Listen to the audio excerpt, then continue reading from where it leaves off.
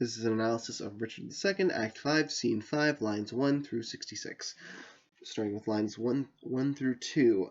I have been studying how I may compare this prison where I live unto the world. So that's kind of that's our starting point, where Richard is trying to see the world and the prison cell as the same, where he kind of is starting to see them as the same. Lines 2 through 5. Continuing on, and because the world is populous and here is not a creature but myself, I cannot do it. This is interesting because it essentially means that he sees as the only real difference between the prison, the small 5-foot room where he's in, and the entire world is that there are people in it. He's essentially saying that what is the world without people?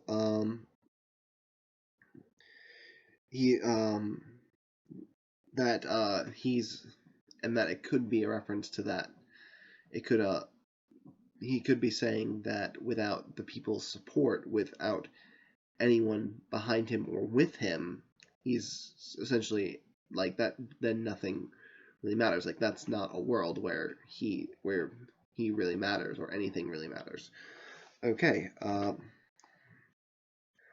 In line 5, when he says, "I cannot do it, yet I'll hammer it out."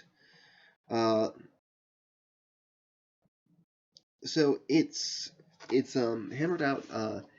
It gives this image of construction that he is forming things in his mind. He's trying to construct, but it's also interesting because it's a hammer is a very forceful tool. It requires a lot of force to use, and the image of a hammer banging on a nail or on an anvil or just on anything, it's very forceful. Like he's struggling to do this. When he says he'll have to hammer it out, he's going to have to like make a real effort to try and compare these worlds and construct the people in his mind. Line 6.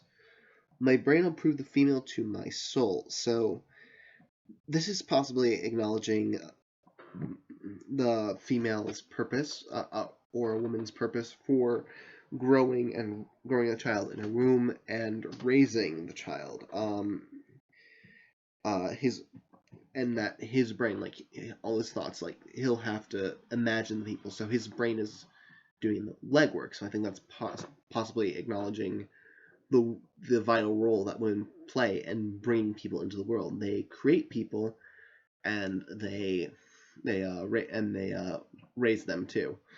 Kind of undermined a little bit in line 7, where he says, "My soul to Father," because the soul is the part that goes to heaven. That's the part that leaves the body, ascends to heaven. That is the part that is closest to divinity. So while he's acknowledging that women are vital in the sense that they essentially make people, they make the next generations, he's basically saying the part that's like really divine and that's closest to God, unto God, is the father. So a bit sexist there, kind of it kind of evens out in terms of whether it's sexist or feminist. Moving on to line 8. A generation of still breeding thoughts. So it could be a literal generation of thoughts, or when he uses the word generation, like because he's comparing thoughts to people now, he's saying that this is the first generation of thoughts that will continue to procreate and create other thoughts, just like how people that will populate his cell world analogy. Or generation could be used in the sense of the verb of generating, of a generation of people, as in like I said, the act of generation. And his act of creating will lead those thoughts to for their own generation to create more. Line 10. In humors like the people of this world. So this is an allusion to that of the theory of the 4 humors, of the fluids and types that cause imbalances in a person's personality and thoughts, black bile, yellow bile, phlegm, and blood. And he's saying here that that he's making his thoughts the people of the world, and they're akin to the people of the world who are imbalanced in humor. So while he is saying that everyone in the world has an imbalance of humors, no one's perfect, and everyone has conflicting emotions and ideas, he's also kind of saying that about his own thoughts, that his own individual thoughts have an imbalance of humors. He's saying that each thought may be more phlegmatic or sanguine than the other, and this just adds to the idea that because his thoughts are so disorganized and not of one single mind, and they're just going everywhere, that he is slipping into madness. Okay, line 13. Here we have with scruples. Before that we have in humors like the people of this world, for no thought is contented. The better sort, as thoughts of divine, are intermixed with scruples, and do set the world itself against the word itself against the word. Scruples being doubts. So by saying that, because so the metaphor, the vehicle for the metaphor is thoughts, which represent people, and scruples are doubts. So if scruples are doubts and all thoughts are people, he's basically saying that these scruples, these thoughts intermixed with his other good thoughts, like those are the people who doubted him. Those are the bad people who kind of challenged his rule. He sees them as the usurpers. Those are his scruples are his literal doubting thoughts, and they represent the people who doubted him. Now, in line 13 through 14, he says, "And do set the word itself against the word." So thoughts are a collection of words and ideas, and they're kind of going against each other. However, I also think that it's interesting that he, instead of just saying thought against thought, or idea against idea, or some other word, he specifically uses word, and I believe that's because the word word is literally one letter off from world.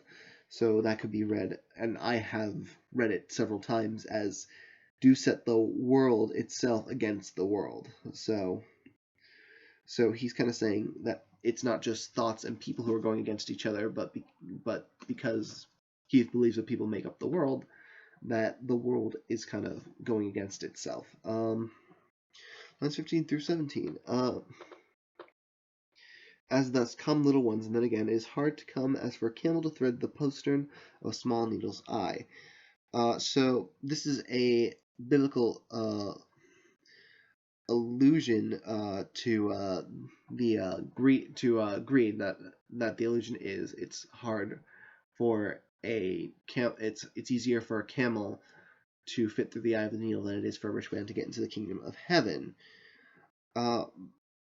But as he's referring to his thoughts and saying for his children to come to him, which are his thoughts, and then making this illusion, he's basically saying that people are greedy. Like, the thoughts that represent his people, they are greedy. And I think that's one of his thoughts, is that it's greed is one of the motivators for the coup.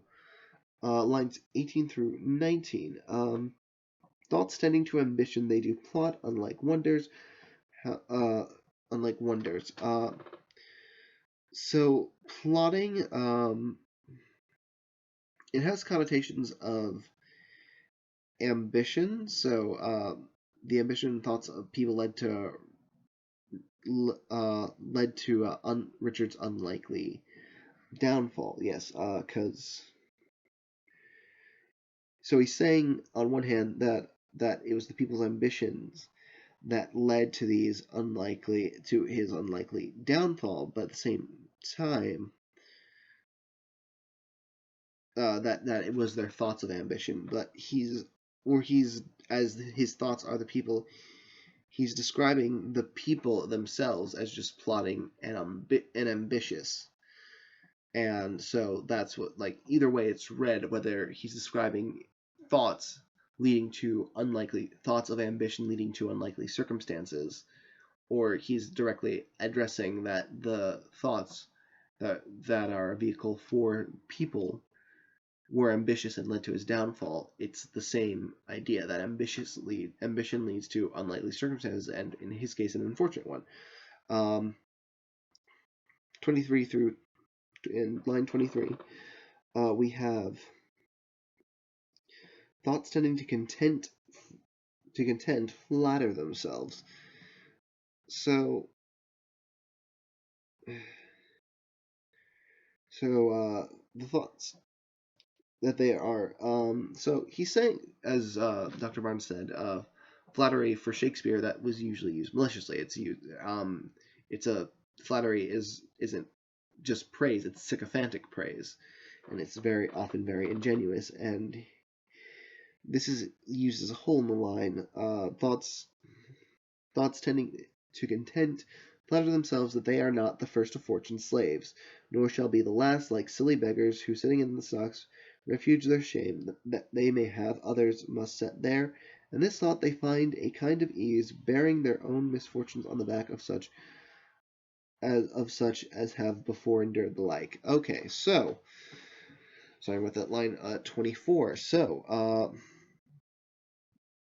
Fortune's slave, he's kind of aware that he kind of shows he's self-aware that his thoughts are kind of to assure him that he's not the only one who's facing misfortune. He's acknowledging that, but he may also be referring to the people that use the excuse that whatever their circumstance or their behavior is, it's not their fault.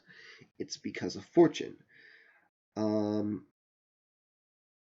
25 through 27, he says, when he refers to them as silly or foolish beggars, he's seeing them as childless. He compares fortune to being in the stocks, or that fortune is a prison or fate. People, what they do is they console themselves that they are a subject to fate, that they are not really responsible for what happens to them or what they do or what they can do.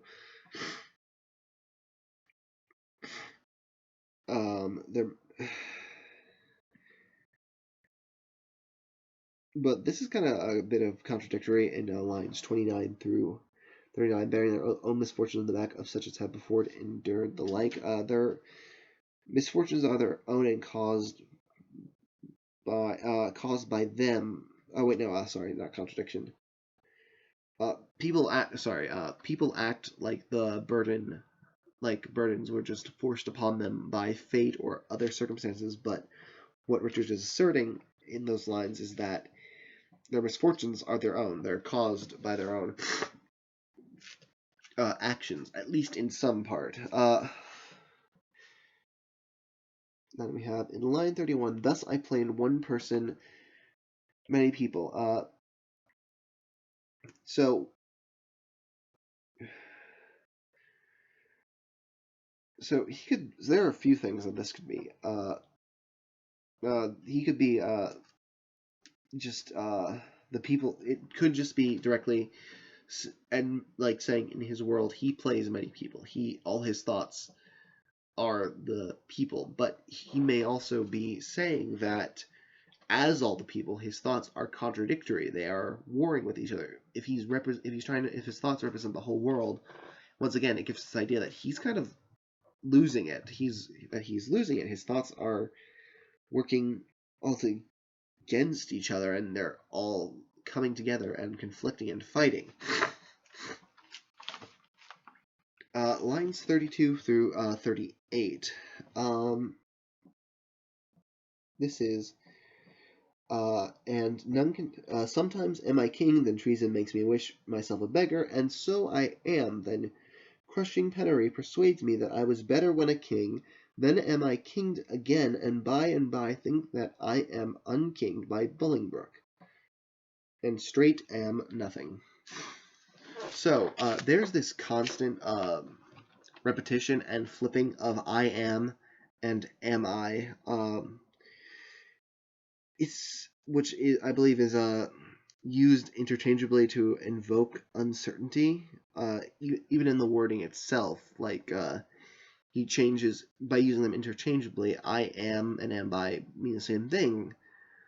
It mean he's asserting what he is, but at the same time, if they're interchangeable, I on its own is a question. Am I this?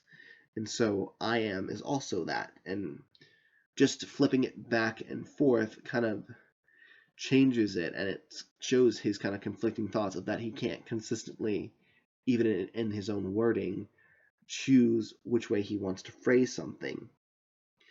Um, he also changes his speech from wishing he wasn't king to Bolingbroke overthrowing him.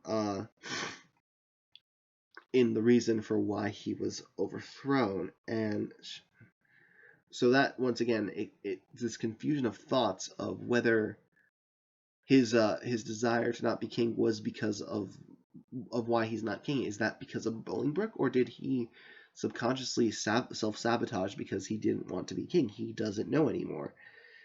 And straight am nothing. It confirms Richard's uncertainty, as he doesn't know what he is, and because he is uncertain, he doesn't know, because he's the king, but at the same time he was deposed. He was overthrown, and he still has a right to claim it because he was the first. But he also abdicated, and he's not sure why this is happening. If he did it himself, if it's because of Bolingbroke, if the people, he doesn't even know if the people still respect him. So as he's uncertain, he can't definitively say what he is, and so he kind of feels like he's in this state of limbo. He's in a state of nothingness until something is confirmed. In line 40, with nothing shall be pleased to line 40. Uh with nothing shall be pleased till he be erased with being nothing. So there's this repetition with nothing with nothing turns to being nothing. So it's kind of a so he changes from nothing to being nothing. And I do like how that's phrased. With nothing, with having nothing, you become nothing. That's a reference to that. He's not sure what he has because he doesn't know if he's king. He doesn't know if he's a beggar, and or a poor man now. So he doesn't know anything. So he becomes nothing. Line 42. Keep time. This is 40. Yeah, this is actually pretty brilliant because he's hearing the music, and apparently the music is off, but this could have a double meaning. When he says keep time, it could imply he's uh, telling people to keep. He could be saying directly addressing that their music is off, keep time, or he could be saying, warning his people that which will be explored in this part of the soliloquy, that the people who are that he's telling these people, make sure you use your time wisely, keep it and use it well.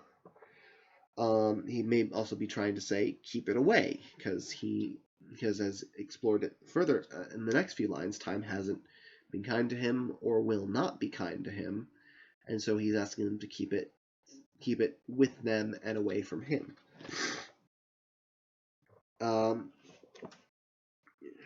Tim, in line 43, when time is broken, no proportion kept. So,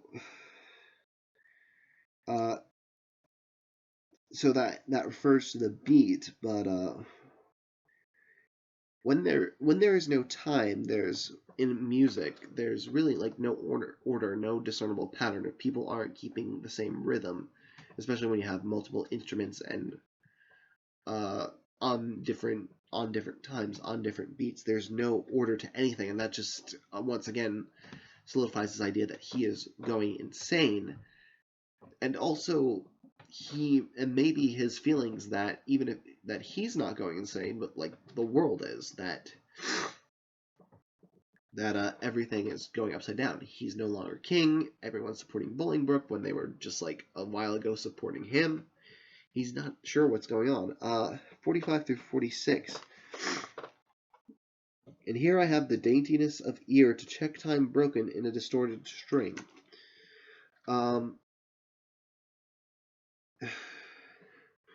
So this is an interesting line to me because it basically asserts that he's only now, like, this concept of him not having a good sense of time or wasting his time. Now that he is in prison, now that he's deposed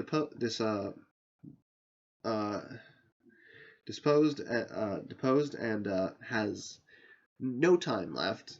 Now he has a better sense of how to keep time and when it's out of order. It's basically a hindsight is 2020 sort of line. Line 49. I wasted time, and now doth time waste me. That's a bit of Stickamithia, and it's saying that because he wasted his time, now as time goes on, he is going to waste away, or that he's running out of time, and it's weighing on him and slowly wasting him. Signed 950, we have, for now hath time made me his numbering clock. So that's a personification, that's an interesting role reversal, where even in the actual phrasing of the sentence, where you don't just have a personification of time, but you also have a sort of objectification of Richard himself. He and time are switching places. He becomes the clock, and time becomes a person that uses Richard. Once again, emphasizing the idea that Richard has no time. He's outside of it, but time is still going to waste him and use him because he wasted time. And once again, references this switching of position and power represents his fall in from political power. He's the one who's no longer in control. He's the thing to be used and abused. 51 through 54. My thoughts are minutes, and with the sights they jar their watches unto mine, and outwards watch whereto my finger like a dial's point is pointing still, in cleansing them from tears. So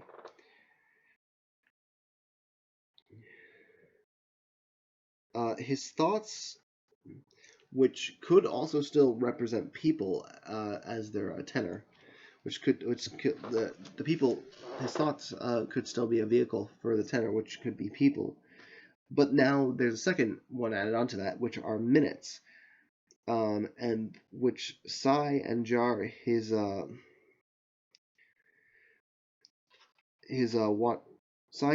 watches unto his eyes.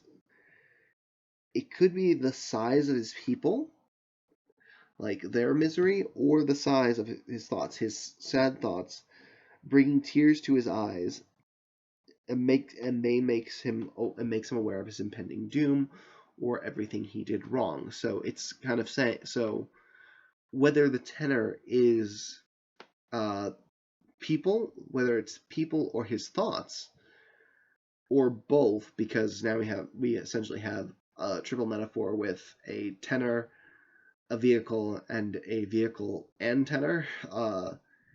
either way, his thoughts or his people are making him aware of his impending doom. And I think the idea that there's a tenor vehicle and a tenor slash vehicle all in this metaphor of all in this mixed up with people, thoughts, and the minutes, it adds to like his growing insanity that he can't even keep a consistent metaphor straight. That he has one metaphor that he began his part soliloquy, but that's still connected to the next one, and so it's just this once again this idea of thoughts breeding onto other thoughts contradicting and going against each other. He can't keep anything straight.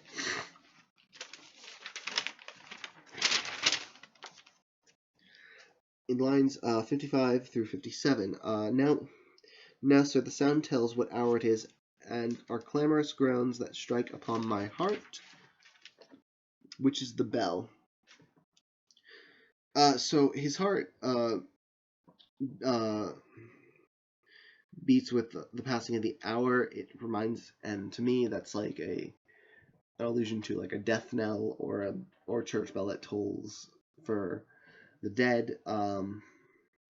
So he once again, his heartbeat is literally, with each beat of his heart acting as a clock, time is wasting him and making him more and more aware of what's eventually of the inevitable. 57 through 58, we have, so sighs and tears and groans show minutes, times, and hours.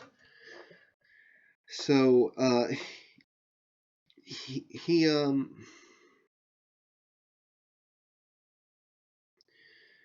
so with this, it kind of shows time is so this repetition, it kind of shows exactly how time is wasting him. His sorrow makes the time, and he becomes a wasting clock for time. It goes back to that metaphor where time is wasting him. Now this objectification of him, where his physical attributes and his actions, his sighs, his groans, his tears, are becoming things that time uses against him. 58 through 59. I might have skipped something. 57. Oh wait, no. But my time runs posting on in Bolingbroke's proud joy, while I stand fooling here his jack of the clock. So this is another confusing thing about how people are using him, how people are disadvantaging him. This is just saying that Bolingbroke, his sadness makes Bolingbroke joyful. And line 60, he still wastes time while being wasted by time, because in line 60 he says, "While I stand fooling here is jack of the clock." He already wasted time, and now time is supposed to be wasting him, but now he's still wasting time. There's this major confusion as to what exactly he's doing. He doesn't really know what he's doing, who he is, or really anything that's going on. So he's just, and once again, it goes back to this idea that he's just has thoughts that contradict and fight with each other, and that they're just breeding new ones to contradict and fight each other.